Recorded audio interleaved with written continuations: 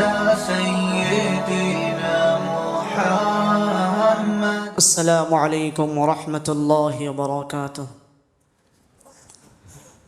الحمد لله وكفى وسلام على عباده الذين اصطفى أما بعد فأعوذ بالله من الشيطان الرجيم بسم الله الرحمن الرحيم واتل عليهم نبأ ابني آدم بالحق إذ قربا قربانا فتقبل من أحدهما ولم يتقبل من الآخر قال لأقتلنك قال إنما يتقبل الله من المتقين لئن بسطت إلي يدك لتقتلني ما أنا بباسط يدي إليك لأقتلك إني أخاف الله رب العالمين إني أريد أن تبوء باسمي واسمك فتكون من أصحاب النار وذلك جزاء الظالمين فطوعت له نفسه قتل أخيه فقتله فأصبح من الخاسرين صدق الله مولانا العظيم.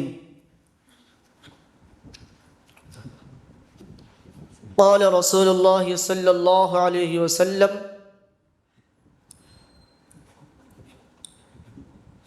أوصاني أن أضحي عنه بكبشين فأنا أضحي عنه أو كما قال عليه الصلاة والسلام.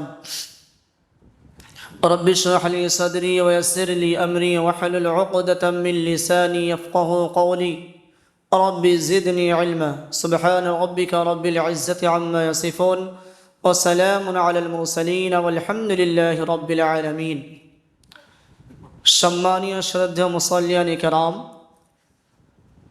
ও পর্দার আড়ালে মা বোনেরা, আল্লাহ তাবারক তাআলার অশেষ রহমত ও কৃপা যে আল্লাহ তাবারক তাআলা আমাদেরকে সৈয়দুল আইয়াম দিনের সরদার জুমার দিন জুমার নামাজের জন্য আমাদেরকে একত্রিত করেছেন, এর শুকরিয়া স্বরূপ আমরা সকলেই বলি আলহামদুলিল্লাহ। আমরা গত সপ্তাহে হাফেজ জালাল সাহেবের মুখ থেকে হজের ফজিলত, হজের গুরুত্ব এবং কিছু মাসাইল উনি বর্ণনা করেছিলেন। এই মাস জিল কাদাতিল হারাম, অর্থাৎ এর পরে মাস হচ্ছে জিল হিজ্জাতিল হারাম, যেটাকে বলা হয় কোরবানির মাস, হজের মাস। আমরা সকলেই জানি যে এখন থেকেই হজের মৌসুম শুরু হয়ে গিয়েছে এবং যিনারা হজ করতে যাবেন আমাদের ভারতবর্ষ থেকে অনেকেই মানুষ হজের মধ্যে কাবা বাইতুল্লাহর কাছে পৌঁছে গিয়েছেন এবং যিনারা যাবেন এখনও হয়তো যাচ্ছেন, কিছুদিন পর আরও যাবেন। তো হজের গুরুত্ব আমরা সকলেই আলহামদুলিল্লাহ কিছু অংশ হলেও শুনেছি। আজকে আমি আপনাদের সামনে কোরবানির ফজিলত, কোরবানির গুরুত্ব এবং কোরবানির কিছু মাসাইল ইনশাআল্লাহ যতটুকু আমার জ্ঞানে আছে আমি চেষ্টা করব আপনাদের সামনে উপস্থাপনা করার। সর্বপ্রথম আমি আপনাদের সামনে একটি আয়াত পাঠ করেছি যে কোরবানি আসলো কোথা থেকে। কোরআনে কারিমে দুটি জায়গায় কোরবানির বিষয়ে বলা হয়েছে। একটা মশহুর ওয়াকিয়া যেটা আমরা সকলেই জানি, হযরত ইব্রাহিম আলাইহিস সালাতু ওয়াস সালাম, ইসমাঈল আলাইহিস সালাতু ওয়াস সালাম, এই ঘটনা আমরা সকলেই জানি, এই বিষয়ে সবাই অবগত আছে। কিন্তু দুনিয়ার মধ্যে সর্বপ্রথম কোরবানি কে করেছিলেন আমরা হয়তো জানি, অনেকেই জানি না। কোরআনে কারিমে সূরা মাঈদা, ওখানে কিছু আয়াত এরকম পাঠ করা হয়েছে যার ঘটনা, যার সারমর্ম ইবনে কাসির রহমতুল্লাহ আলাইহি মারিফুল কোরআন এই বিষয়ে কিছু আলোচনা করেছেন। ঘটনা হচ্ছে এই মানব জাতির প্রথম যিনাকে আল্লাহ তাবারক তাআলা সৃষ্টি করেছিলেন হযরত আদম আলাইহিস সালাতু ওয়াস সালাম। ওনাকে সৃষ্টি করার পর তারপরে মা হাওয়া আলাইহিস সালাতু ওয়াস সালামকে সৃষ্টি করলেন এবং ওনাদের গর্ভে সন্তান জন্ম নেওয়ার পর যখন সন্তান ভূমিষ্ঠ হতো তখন জোড়া জোড়া সৃষ্টি হতো। আমরা সকলেই জানি যে হাবিল আর কাবিল দু ভাই ছিলেন এবং সেই সময় দুটো যমক সন্তান হতো, একটা পুরুষ আর একটা মহিলা, একটা মেয়ে আর একটা ছেলে। প্রথম সন্তান হাবিল আর কাবিল, কাবিলের সঙ্গে একটা বোন আর হাবিলের সাথে একটা বোন জন্মগ্রহণ করে। আর সেই সময় শরীয়তের বিধান ছিল প্রথম যেই জোড়া যেই যমক সন্তান জন্ম নিয়েছে সেই মেয়ের সাথে দ্বিতীয় যেই যমক সন্তান নিয়েছে সেই পুরুষের সাথে বিবাহ হতো। এটা শরীয়তের প্রথমের বিধান ছিল। কেন সেই সময় মানব জাতির প্রথম মানব হচ্ছেন হযরত আদম আলাইহিস সালাতু ওয়াস সালাম। তিনার যখন সন্তান জন্মগ্রহণ করত, যমক সন্তান হতো, প্রথম ছেলে তার সাথে মেয়ে, দ্বিতীয় ছেলে তার সাথে মেয়ে।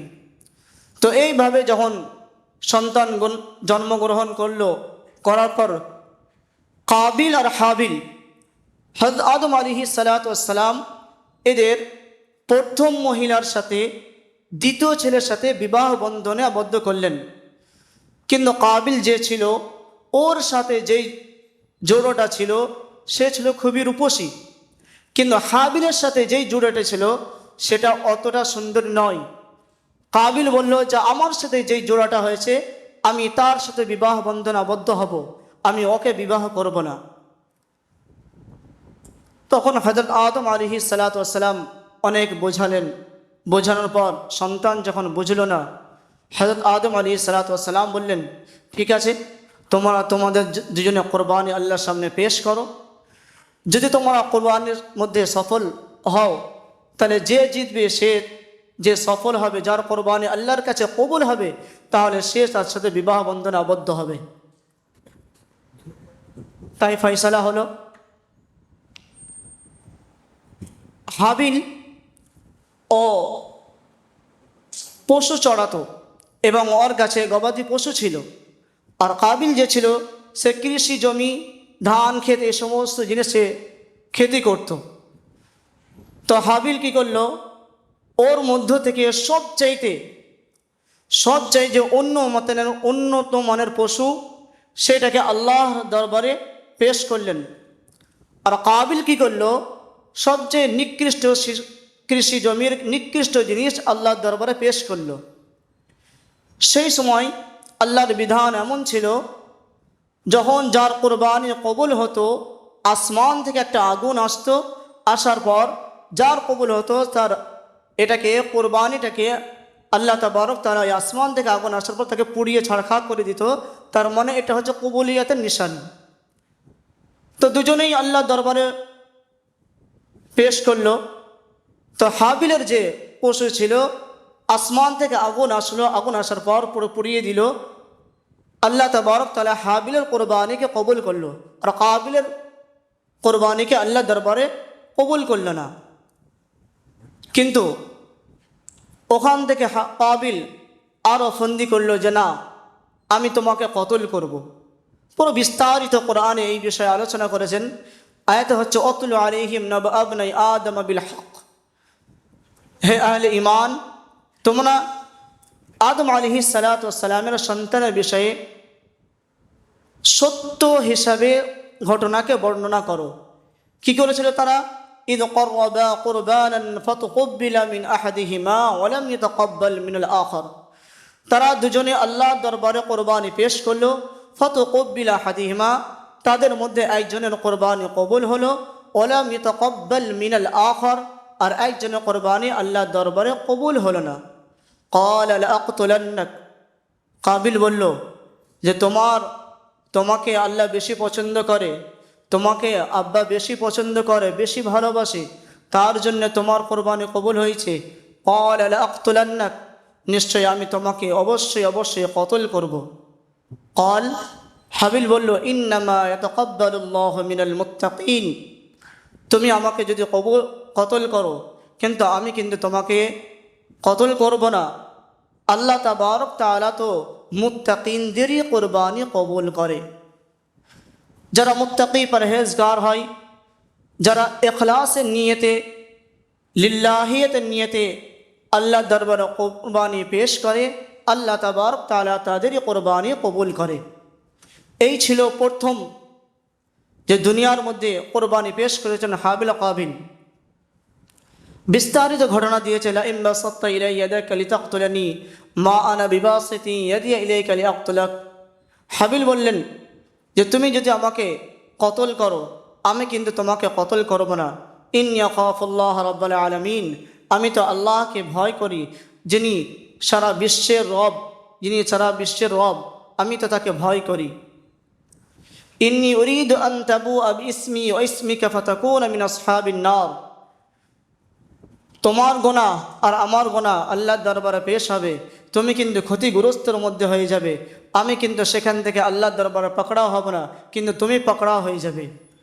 তারপর আমরা জানি যে কাবিল যখন হাবিলকে কতল করলো, যে একে কী করে দাফন করব সেই বিষয়ে চিন্তা ভাবনা করলো। আল্লাহ তাবারক তাআলা আসমান থেকে কাক পাঠালো, ফাবআসাল্লাহু গুরাবান ইয়াবহাসু ফিল আরদ লিয়ুরিয়াহু কাইফা ইওয়ারি সাওয়াত আখি قال يا ويلتى أعجزت أن أكون مثل هذا الغراب فأواري سوءة أخي فأصبح من النادمين।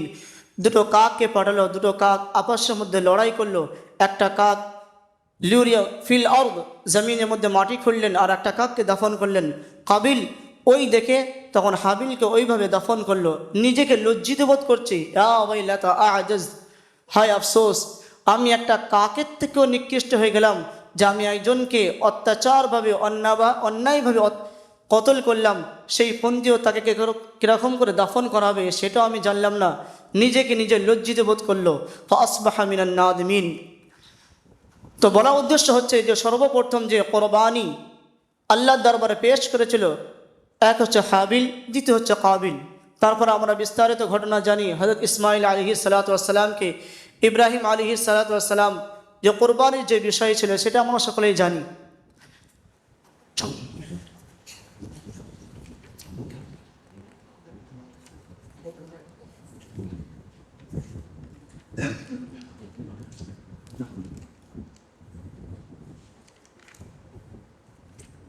কোরবানির কিছু ফজিলত আমরা জানি যে পশু কাদের প্রতি কোরবানি ওয়াজিব, যেরকম জাকাত কিছু মানুষের প্রতি ওয়াজিব হয়, কোরবানিও কিছু মানুষের প্রতি ওয়াজিব হয়। জাকাত তো ফরজ আর কোরবানি হচ্ছে ওয়াজিব। জাকাত 4 ধরনের হয়, 4 ধরনের মানুষের প্রতি ওয়াজিব হয়। 4টি জিনিস, এক হচ্ছে সোনা, দ্বিতীয় হচ্ছে চাঁদি অর্থাৎ রূপো, তৃতীয় হচ্ছে টাকা, চতুর্থ হচ্ছে ব্যবসার মাল। এটা হচ্ছে জাকাতের। কোরবানি কিন্তু একটু ভিন্ন। কোরবানির হচ্ছে সোনা, রূপো, টাকা, ব্যবসার মাল, এবং এই সমস্ত জিনিস ছাড়া জরুরত সে জায়েদ সামান, মানে নিজের যেই সামানগুলো আমরা ব্যবহার করি না, যেই সামানগুলো বাড়তি, সেই সামানগুলো হিসাব করে দেখতে হবে। 3 দিন 10, 11, 12, 10 হিজ্জা জিলহিজ্জা, 11 জিলহিজ্জা, 12 জিলহিজ্জা, এই 3 দিনের মধ্যে যদি সে সাহেবে নিসাব হয়ে যায় তার প্রতি কোরবানির একটা অংশ, একটা হিস্সা ওয়াজিব। জরুরতের সামান বেশি বলতে কি, মাসাইল যিনি লিখেছেন তিনি সেখানে এরকম উল্লেখ করে দিয়েছেন। উদাহরণস্বরূপ কেউ কোনো, যেরকম আমরা সাধারণত দেখি বিয়ের সময় শেরওয়ানি, দামি শেরওয়ানি কেনে, সেটা টাঙিয়ে রেখে দেয় আর তাকে ব্যবহার করে না। ওই সমস্ত জিনিসকে ওর যত দাম, ধরে নিন 30,000 টাকা কিংবা 50,000 টাকা কিনেছে, ওকে যদি সারা বছর না ব্যবহার করে, ওই অবস্থায় থাকে, ওই সামানটাও এর মধ্যে সামিল করতে হবে যে ও সাহেবে নিসাবের মধ্যে পড়ছে কিনা। ওই টাকা একত্রিত করতে হবে। যদি ওই টাকার বদলে যদি 52.5 ভরি রূপো সে কিনতে পারে, তাহলে তার প্রতি একটা হিস্সা কোরবানি ওয়াজিব হয়ে যাবে। কদিন? 3 দিনের মধ্যে, 3 দিনে 10, 11, 12, এই 3 দিনের মধ্যে যদি সে সাহেবে নিসাব হয়ে যায়, তার প্রতি কোরবানি ওয়াজিব হয়ে যাবে। যদি তার কাছে না সোনা বেশি আছে, না রূপো বেশি আছে, না টাকা পয়সা বেশি আছে, না ব্যবসার মাল বেশি আছে, না জরুরতের সামান বেশি আছে, অল্প অল্প কিছু কিছু অংশ আছে, তাহলে সবকে একত্রিত করতে হবে। একত্রিত করে দেখতে হবে যে সে 52.5 ভরি রূপো কিনতে পারছে কিনা। যদি হয়ে যায়, তাহলে এই 3 দিনের মধ্যে দেখতে হবে সে সাহেবে নিসাব হচ্ছে কিনা, তাহলে তার প্রতি একটি কোরবানি, একটি হিস্সা ওয়াজিব হয়ে যাবে। এখানে একটা মসলা আমরা জেনে নিই। যদি পরিবারের মধ্যে সবাই যদি সাহেবে নিসাব হয়, সবাইকে একটি করে অংশ কোরবানি দেওয়া ওয়াজিব। ধরলেন বাপ মালদার, সন্তানও মালদার। যদি বাপ মনে করে যে না আমি সন্তানের থেকে আদায় করে দিচ্ছি, কিন্তু হবে না। সন্তানকেও কোরবানির ওয়াজিব আদায় করতে হবে, বাপকেও আদায় করতে হবে। ওরকমভাবে স্বামী যদি মালদার হয়, সাহেবে নিসাব হয়, আর বিবি যদি সাহেবে নিসাব হয়, উভয়কেই কোরবানি ওয়াজিব হবে, উভয়ের প্রতি কোরবানি ওয়াজিব হবে। একজন মনে করলে যেন আমি করে দিই ও তরফে হয়ে যাবে, না, উভয় আলাদা আলাদা ওয়াজিব হবে। কোরবানির পশু আমি কীরকম কিনব, কিছু শরাইত দেওয়া আছে যে কোরবানির পশু এমন কেনা যেন পাতলা দুবলা না হয়, যেন তার হাড্ডি না দেখা যায়, একদম মোটা তাজা সুন্দর যেন হয়, সেরকম দেখে কেনা। এত দামিও না কিনা, এত কম দামিও না কিনা, নিজের সামর্থ্য অনুযায়ী কেনা। হ্যাঁ, আল্লাহ যাদেরকে সামর্থ্য দিয়েছে তারা কিনবেন, আলহামদুলিল্লাহ। কেন হাদিসের মধ্যে আছে কোরবানির পশুর যত লোম আছে, যিনি কোরবানি করবেন প্রত্যেক লোমের বিনিময়ে আল্লাহ তাবারক তাআলা তাকে একটি করে নেকি দান করবেন। সুবহানাল্লাহ। সাহাবায়ে কেরাম রাদিয়াল্লাহু আলাইহিম আজমাইন আল্লাহ নবী সাল্লাল্লাহু আলাইহি সাল্লামকে জিজ্ঞাসা করলেন, আল্লাহ নবী সাল্লাল্লাহু আলাইহি সাল্লাম, উনের ব্যাপারে কি বলবেন? উনের বিষয়ে কি উন মানে ছাগল, দুম্বা, এদের কিন্তু লোম হয় না। যেরকম উট, মোষ, গরু, এদের যে লোম হয়, ছাগল আর দুম্বা এদের লোম না, এদের উন হয়। যে উনের কি হুকুম আছে? হুজুর সাল্লাল্লাহু আলাইহি সাল্লাম বললেন, উনের একই হুকুম। যেরকম এই সমস্ত পশুর লোমের যে নেকি দেওয়া হবে, ওই রকম উনেরও হুকুম আছে, ওইভাবে একটি করে তাকে নেকি দেওয়া হবে। এমন নয় এর থেকেও 70 গুণা আল্লাহ তাবারক তাআলা তাকে নেকি দান করবেন। নবী করিম সাল্লাল্লাহু আলাইহি সাল্লাম মদিনায় 10 বছর ছিলেন। 10 বছর থাকাকালীন 10 বছরই কোরবানি করেছেন। আপকে মসাইল উনকা হাল যিনি লিখেছেন, উনি এখানে একটা জিনিস বললেন যে আমার জামানায় আমাদের এলাকায় একজন আলেম মানুষ ছিলেন।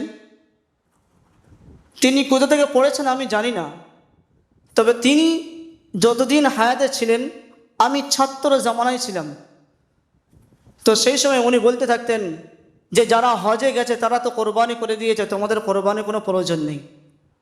কেন? তারা তো আল্লাহর বিধান মানছে, তারা তো কোরবানি করে দিয়েছে।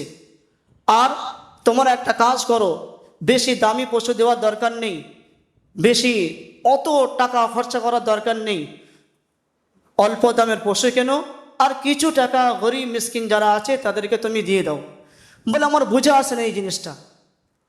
কোরবানি তো সাহেবে নিসাবের উপর ওয়াজিব। যিনি হজে গিয়েছেন তিনার প্রতি হজ ফরজ ছিল বলে তিনি হজে গিয়েছেন, সেখানে কোরবানি করেছেন। কিন্তু যিনি এখানে আছেন সাহেবে নিসাব, তিনার প্রতি তো কোরবানি ওয়াজিব, তিনি কেন কোরবানি করবেন না? এটা আমাদের একটা ভ্রান্ত, একটা আমাদের জেহেন নশীন হওয়া দরকার আছে যে না, যার প্রতি কোরবানি ওয়াজিব আছে তাকে কোরবানি করতেই হবে। এটা নয় যে না অল্প দামে পশু কিনে, একদম মরা দুপুরা পশু কিনেছে, কিনে কোরবানি না, তার সামর্থ্য অনুযায়ী সে কোরবানি করুক, তাকে আল্লাহ সচ্ছলতা দিয়েছে, তবে তো সে সাহেবে নিসাব হয়েছে, তবে তো সে কোরবানি করছে। এটা নয় কিছু পয়সা বাঁচিয়ে সাদকা খয়রাত করো, না, তার যে সামর্থ্য আছে সেই সামর্থ্য অনুযায়ী সে কোরবানি করুক, তাকে আল্লাহ সামর্থ্য দিয়েছে। হ্যাঁ, তার যে আলাদা পয়সা আছে সেই পয়সা থেকে সাদকা দান খয়রাত করুক, এতে অসুবিধা নেই, তবে এটা কিন্তু করা উচিত নেই। হুজুর সাল্লাল্লাহু আলাইহি সাল্লাম বলছেন, হাদিসের মধ্যে আছে যে কোরবানির দিন, কোরবানির ঈদের নামাজের পর সবচেয়ে উত্তম হচ্ছে কোরবানি করা। আল্লাহর কাছে সবচেয়ে প্রিয় হচ্ছে যে কোরবানি করা।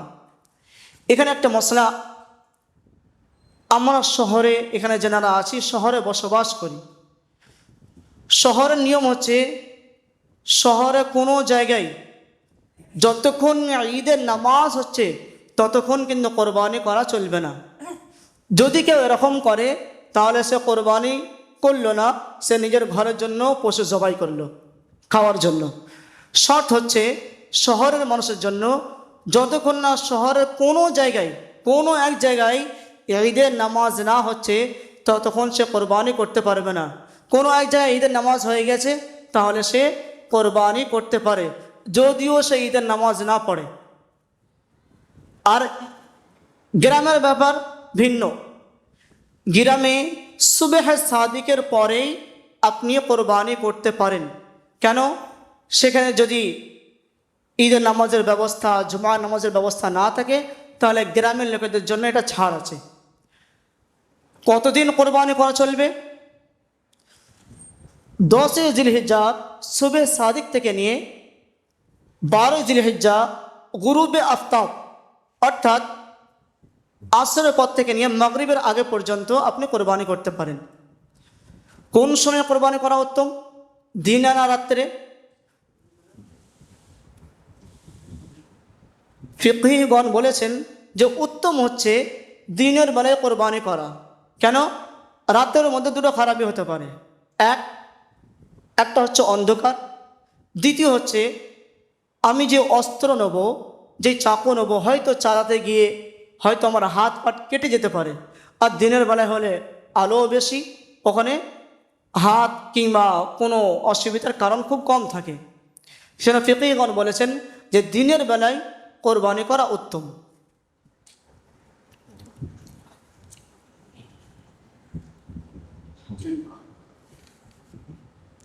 কোরবানি শুধুমাত্র আল্লাহ তাবারক তাআলাকে রাজি খুশি করার জন্যই করতে হবে।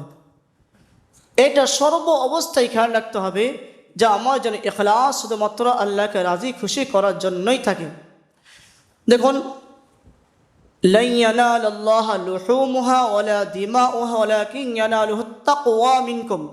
এখানেও তাকওয়ার কথা বলা হয়েছে, ওখানেও যে সূরা মাইদায় যে আয়াত হয়েছে ইন্নামা ইয়াতাকাব্বালুল্লাহু মিনাল মুত্তাকিন, বেশক আল্লাহ তাবারক তাআলা মুত্তাকিনদেরকেই কবুল করে। এখানেও বলা হয়েছে যে আল্লাহ তাবারক তাআলার কাছে কখনো না পশুর খুন না গোশত যায়, শুধুমাত্র মানুষের অন্তর দেখেন আল্লাহ তাবারক তাআলা, তাকওয়া দেখেন। আমরা সর্ব অবস্থায়, যদিও আমরা মানুষ নফসানি খাহিশাত এসে যাই, তখন ইস্তেগফার করে নেব যে না আল্লাহ, আমি আপনাকে রাজি খুশি করার জন্যই কোরবানি দিচ্ছি। কেন আমাদের হয়তো এসে যেতে পারে, কেন আমরা তো মানুষ। আল ইনসান মুরাক্কাবুন আনিল খাতাই ওয়ান নিসিয়ান, মানুষ ভুল ভ্রান্তি থেকে সৃষ্টি, মানুষেরই তো ভুল হবে। কোনো পশুর ভুল হলে তার আচরণ ওরকম হবে না, মানুষেরই ভুল হবে। মানুষ আল্লাহর কাছে তওবা করবে। আল্লাহ তো সেই জন্য তো জান্নাত জাহান্নাম দুটোই রেখেছেন, না হলে তো আল্লাহ তো পারতেন জান্নাতে রাখতেন। ওয়ালাউ শাআ রাব্বুকা লাজাআলান নাস উম্মাতান ওয়াহিদা, আল্লাহ চাইলে তো একটাই উম্মত রাখতেন, বিভিন্ন উম্মত রাখতেন না। ওয়ালাউ শাআ রাব্বুকা লাজাআলান নাস উম্মাতান ওয়াহিদাতান ওয়ালা ইয়াজালুনা মুখতালিফিন, আল্লাহ তাবারক তাআলা কারোর মধ্যে তাহলে ইখতিলাফ রাখতেন না। আল্লাহ তাবারক তাআলা না একটা উম্মত রেখেছেন না কারোর মধ্যে ইখতিলাফ। সেই জন্য একটা উম্মত নয়, বিভিন্ন রকমের উম্মত আছে, বিভিন্ন রকমের ইখতিলাফ আসতে পারে। সেই জন্য আমাদেরকে একটা জিনিস খেয়াল রাখতে হবে যে না আমরা সর্ব অবস্থায় ইখলাস দিলের মধ্যে রাখবো। কোরবানির পশু কিনতে গেলে চারটে জিনিসের সর্ব অবস্থায় খেয়াল রাখতে হবে। এক, কোরবানির কান, পশুর কান দেখতে হবে যে তার কান ঠিক আছে কিনা। ফিকহিগণ লিখেছেন যে কান এত পরিমাণ কেটে যাওয়া, চৌথাহি হিস্সা, 4/3 যদি কেটে যায় সেই পশু কোরবানি দেওয়া চলবে না। নম্বর 2, শিং। কোরবানির পশু কিনতে গেছেন, দেখছেন 4/1 তার শিং ভাঙা আছে, 4/1 শিং ভাঙা আছে, তাহলে কিন্তু কোরবানি চলবে। কিন্তু 4/3 ভাঙা আছে, কোরবানি চলবে না। এবং এতটা পরিমাণ শিং ভাঙা, তার পুরো দিমাগ পর্যন্ত, পুরো এ পর্যন্ত দেখা যাচ্ছে, ওই পশুর কোরবানি চলবে না। হ্যাঁ, যেই পশুর জন্ম থেকে শিং হয় না, আমরা দেখতে পাই অনেক পশু এমন আছে যাদের শিংই নাই, ওই পশুর কোরবানি জায়েজ আছে, অসুবিধা নেই। 3 নম্বর হচ্ছে চোখ। দেখতে হবে যদি পশুটার চোখ বেশিরভাগ অন্ধ হয়, দেখতে না পায়, এবং নিজে কি খাচ্ছে, কি ঘাস খাচ্ছে না কি খাচ্ছে সেটা স্বচক্ষে দেখতেও পাচ্ছে না, এরকম পশুর কোরবানি চলবে না। দেখতে হবে তার দুটো চোখ ঠিক আছে কিনা, পরিপূর্ণতা আছে কিনা, তাহলে ওই পশুর কোরবানি দেওয়া জায়েজ আছে। 4 নম্বর, গরুর লেজ। গরুর লেজকে দেখতে হবে, সেই লেজ 4/1 যদি অসুবিধা থাকে তাহলে কোরবানি জায়েজ আছে। 3/4 যদি অসুবিধা থাকে তাহলে সেই পশুর কোরবানি চলবে না। 5 নম্বর, কোরবানি পশুর যে 4 পা আছে, 4 পায়ের মধ্যে যদি 3 পা ভালো থাকে আর একটা পা যদি সে ল্যাংড়াভাবে খোঁড়াভাবে চলতে থাকে, সেই পশুর কোরবানি চলবে না। তবে হ্যাঁ, কোরবানি যেখানে যে স্থানে দেওয়া হয় সেই স্থানে আপনি পশুকে নিয়ে গেছেন, ফেলতে গেছেন, হয়তো তার শিং ভেঙে গেছে, কিংবা লেজের লেজ যে আছে তার যে লোম থাকে সে লোম ছিঁড়ে চলে গেছে, ওই সময় ফেলার সময় যদি ওই অবস্থা হয় তাহলে এই তো কোনো অসুবিধা নেই, জায়েজ আছে। কিন্তু আগে থেকে যদি দেখেন যে না তার এই অবস্থা হয়ে গেছে, তাহলে কিন্তু কোরবানি জায়েজ হবে না। আরেকটা এখানে মশলা ক্লিয়ার করে নিই। ধরে নিন কোরবানির পশু আপনি কিনেছেন, কেনার পর তাকে খাওয়াচ্ছেন, দাওয়াচ্ছেন, সব কিছু ঠিক আছে, কিন্তু যেই দিন তাকে পশু কোরবানি দেবেন, যেই স্থানে নিয়ে যাবেন, সেই স্থানে যাওয়ার আগে তার যদি একটা পায়ে চোট হয়ে যায়, সে যদি সেই স্থান পর্যন্ত পৌঁছাতে না পারে, তাহলে কিন্তু এমন পশুর কোরবানি জায়েজ নেই। তবে হ্যাঁ, খেয়াল রাখতে হবে আমরা যেই পশু কিনেছি, যেখানে আমরা তাকে লালন পালন করছি, ওখানেই দেওয়ার চেষ্টা করবেন।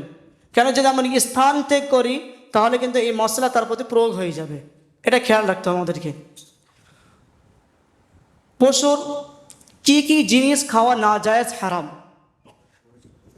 জি হ্যাঁ, আরেকটা হচ্ছে যে পশুর বয়স, যদি ছাগল, ভেড়া, দুম্বা হয়, এদের বয়স কমসে কম 1 বছর হতে হবে, পরিপূর্ণ 1 বছর হতে হবে।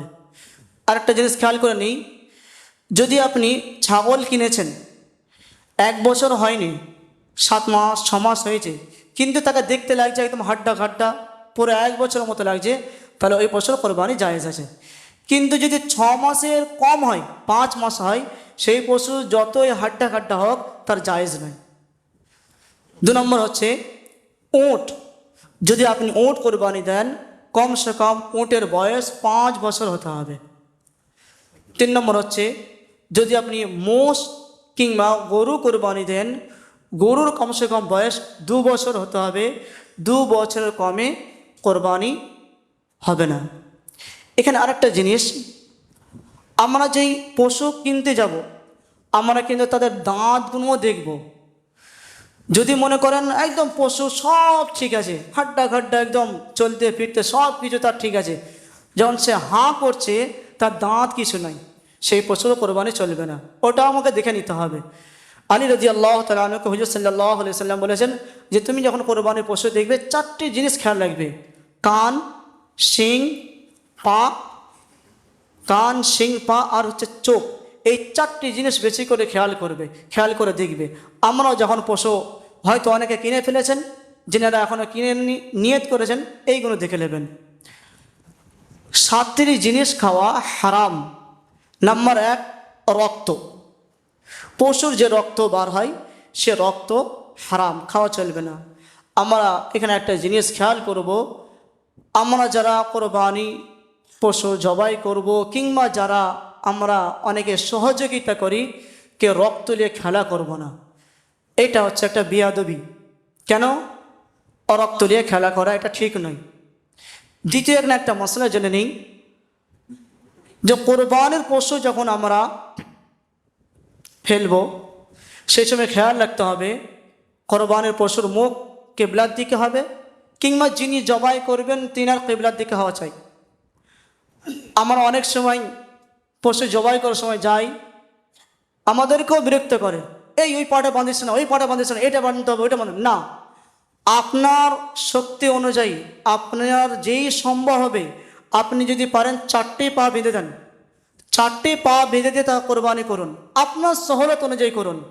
আর কোরবানির পশুর উপরে আমরা এমন চেপে যাই, সবাই মিলে 10-12 জন একটা পশুর উপরে চেপে যাই, তার কষ্ট হবে, ওইটা না করি।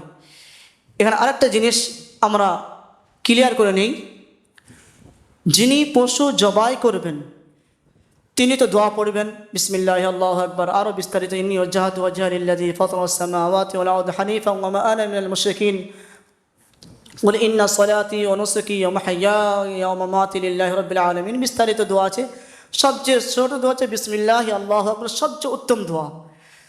উনি জবাই করেছেন বিসমিল্লাহি আল্লাহু আকবার বলে জবাই করে দিয়েছেন, দেখছেন হয়তো একটা শিরা কিংবা বাকি আছে, অন্য কেউ যখন ছুরি চালাতে আসবেন তিনিও কিন্তু বিসমিল্লাহি আল্লাহু আকবার বলে ওই জায়গায় শিরাটা কাটবেন। যদি বিসমিল্লাহি আল্লাহু আকবার বলে বিসমিল্লাহ বলে যদি পশুটা ওই শিরাটা না কাটে এমনি চালিয়ে দেয়, ওই পশুটা কিন্তু আর হালাল হবে না। খুব খেয়াল রাখবো এটা।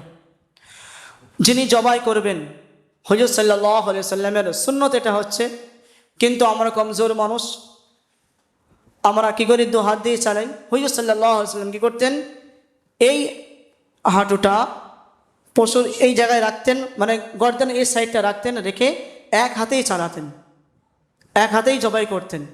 এটা হচ্ছে সুন্নত। এটাও যদি না পারেন 2 হাতেও চালাতে পারেন, এটা খেয়াল রাখতে হবে।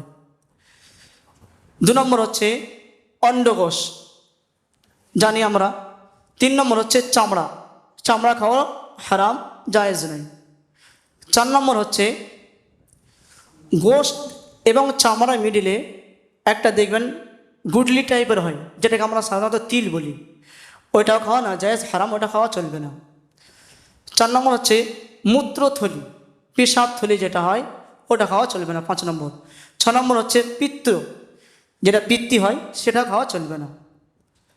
7 নম্বর হচ্ছে নর এবং মাদি পশুর গুপ্তাঙ্গ, লজ্জাস্থান, এটা খাওয়া চলবে না।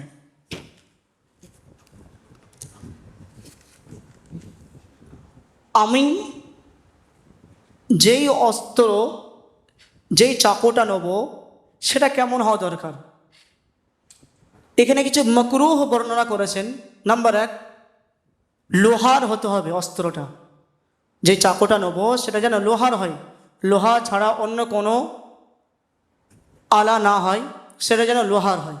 2 নম্বর হচ্ছে যখন পশু জবাই করব আমার চাকুটা যেন পুরো ধার থাকে, একদম ভোতা না হয়। 3 নম্বর হচ্ছে পশুকে জবাই করার সময় তার সামনেই ছুরিকে আমরা শান দিচ্ছি, এটা না করে, এটা মাকরুহ। 4 নম্বর হচ্ছে যে পশুকে জবাই হয়ে গেছে, আমরা অনেকেই কষাই করি, আসে তারা পশু যতক্ষণ না ঠান্ডা হচ্ছে, যতক্ষণ না তার সমস্ত কিছু ঠান্ডা হয়ে যাচ্ছে, ততক্ষণ তার না চামড়া ছড়াবো না মাথা কাটবো। তারপর হচ্ছে জবাই করার সময় যিনি জবাই করবেন হয় তিনার রোগ কেবলার দিকে থাকবেন, নাহলে পশুর রোগ কেবলার দিকে থাকতে হবে, নাহলে মাকরুহ হবে। 4 নম্বর হচ্ছে গরুর পশুর যে জবাই করব সেটা হালাক হতে হবে, এই হালাক থেকে জবাই করতে হবে।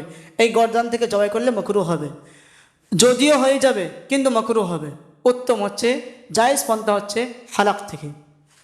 তারপর হচ্ছে যে আমি এমন ছুরি তেজ ধার করেছি যে জবাই এমন করেছি তার মগজ পর্যন্ত পৌঁছে গেছে, এটা না করে, এটা হচ্ছে মাকরুহ। এই সমস্ত সব জিনিস আমাদেরকে খেয়াল রাখতে হবে। আর আমরা যেই দিন পশু জবাই করব সেই দিন খুব সাবধানতার সাথে, উত্তেজিত না হয়ে এবং ঘেরের যদি রাস্তার পাশে কারোর বাড়ি হয় ঘেরাঘুরির ব্যবস্থা করব, অন্য কম অন্য শ্রেণীর কোনো মানুষের কষ্ট না হয়। আরেকটা জিনিস হচ্ছে যে কোরবানি কিছু শারাইত আছে, কে কোরবানি দিতে পারবে। নাম্বার 1, মুসলমান হতে হবে, গায়ের মুসলিমের জন্য কোরবানি ওয়াজিব নয়। মুকিম হতে হবে, স্থানীয় হতে হবে, মুসাফিরের জন্য কোরবানি ওয়াজিব নয়। আজাদ হতে হবে, গোলামের জন্য কোরবানি ওয়াজিব নয়। বালিগ হতে হবে, নাবালিগের জন্য কোরবানি ওয়াজিব নয়। বুদ্ধিমানের জন্য, পাগলের জন্য কোরবানি ওয়াজিব নয়। সাহেবে নিসাব হতে হবে, মিসকিন হলে হবে না। এই যত রকমের শর্ত শোনানো হলো, যদি সে 10 জিলহিজ্জা, 11 জিলহিজ্জা, 12 জিলহিজ্জার মধ্যে যদি সাহেবে নিসাব হয়ে যায়, কিংবা গায়ের মুসলিম মুসলমান হয়ে গেছে, মুসাফির মুকিম হয়ে গেছে, গোলাম আজাদ হয়ে গেছে, নাবালেগ বালেগ হয়ে গেছে, পাগল ছিল আকল হয়ে গেছে, ফকির ছিল মালদার হয়ে গেছে, তাদের প্রতি কোরবানি ওয়াজিব হয়ে যাবে। এই কিছু ছিল কিছু মশলা, আরও অনেক মাসাইল আছে। আল্লাহ যদি আগামী সপ্তাহে হায়াত রেখে ইনশাআল্লাহ বিস্তারিত আলোচনা হবে। আল্লাহ তাবারক তাআলা আমাদেরকে যতটুকু শোনালেন এর প্রতি আমল করা তৌফিক দান করুন। আখির দাওয়ানা আলহামদুলিল্লাহি রাব্বিল আলামিন।